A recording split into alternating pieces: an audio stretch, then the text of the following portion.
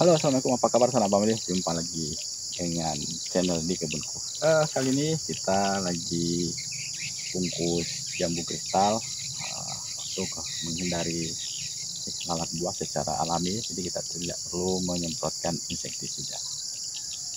Bagaimana cara kita membungkusnya? Yuk ikuti kegiatan kita kali ini.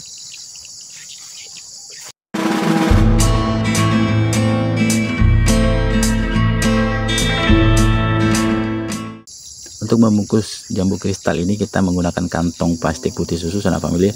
Karena dengan kantong plastik ini kita tidak perlu lagi melapisinya dengan kertas pembungkus nasi itu ya. Jadi cukup ini saja. Dan kenapa plastik yang berwarna putih ini tidak yang berwarna lain?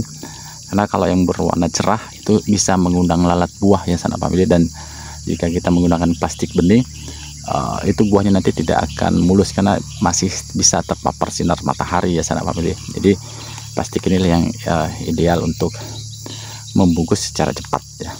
Sebelumnya kita buat lubang dulu supaya nanti air tidak tertampung di dalam kantong ini sahabat family.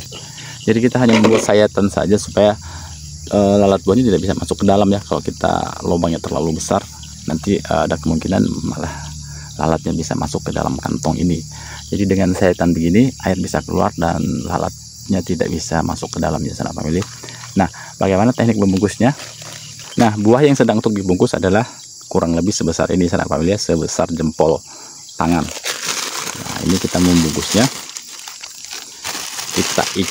Kita masukkan buahnya, hindari daunnya ya. Daunnya jangan ikut masuk karena nanti dapat mengakibatkan buahnya ternoda jika daunnya nanti menjadi busuk ya sahabat family.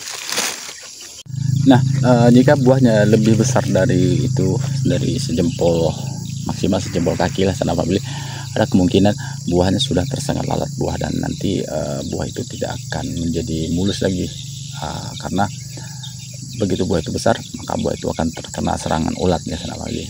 Nah, bagaimana dengan buah yang begini sahabat family, yang double lebih dari 2 atau malah 3 begini? Ini kita buang ya sahabat family karena tidak akan bisa besar semuanya, apalagi ini dempet 3 ya. Kita buang, kita pilih yang besar, jadi kita ambil yang tengah saja, yang kiri kanannya kita buang. Oke, kita potes saja, kita tidak membuang gunting buah. Nah, cara membungkusnya seperti ini sahabat family ya. Buahnya kita masukin ke dalam kantong ini, kemudian kantongnya kita ikatkan di sana, di dahannya ya sahabat family. Nah, kalau 2 begini ini masih bisa kita pelihara karena dia beda ya. Kalau tadi kan satu tangkai itu 2 atau 3, jadi kita sisakan 1. Tapi kalau buahnya 2 berseberangan masih boleh kita pelihara dua-duanya.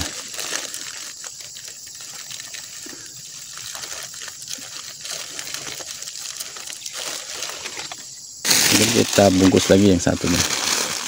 Jika bisa masuk duanya satu kantong, kita masukin satu kantong. Jika tidak ya kita pisahkan kantongnya.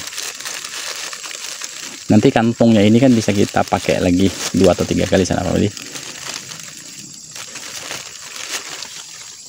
Terus bagaimana jika buahnya di ujung dahan, di ujung ranting begini sahabat family? Nah, ini teknisnya.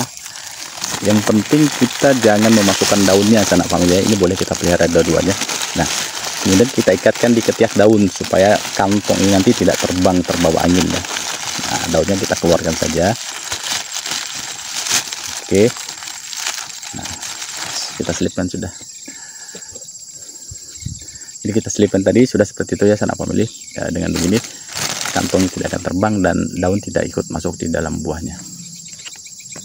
Oke sahabat family, kita ulangi sekali lagi. Ini kebetulan ada buah yang tunggal ya. Jadi kurang lebih sebesar inilah ideal untuk dibungkus. Jadi cara mengikatnya, kita tidak memasukkan daun sahabat family, daunnya kita hindari. Nah, kita masukkan buahnya di dalam, kemudian tangkai kantong ini kita selipkan di antara ketiak daun ini. Nah, kemudian kita ikat 1 kali dan masukkan di lubangnya 1 kali. Begitu saja sudah cukup ya sahabat family. Jadi seperti inilah jadinya setelah diikat. Jadi seperti ini penampakannya sahabat family setelah kita bungkus.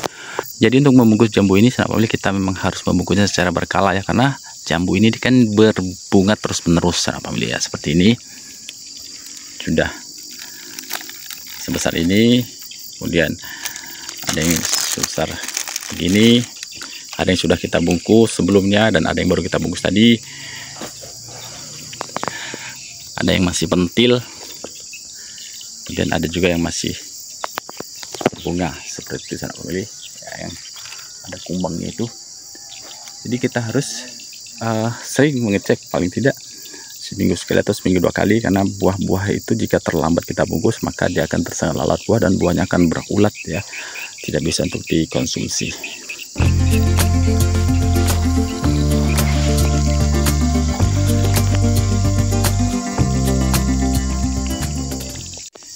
Jadi begitu ya sanak family, untuk menghindari serangan lalat buah secara alami, kita tidak menyemprotkan insektisida, tapi kita hanya membungkusnya saja dengan kantong ini.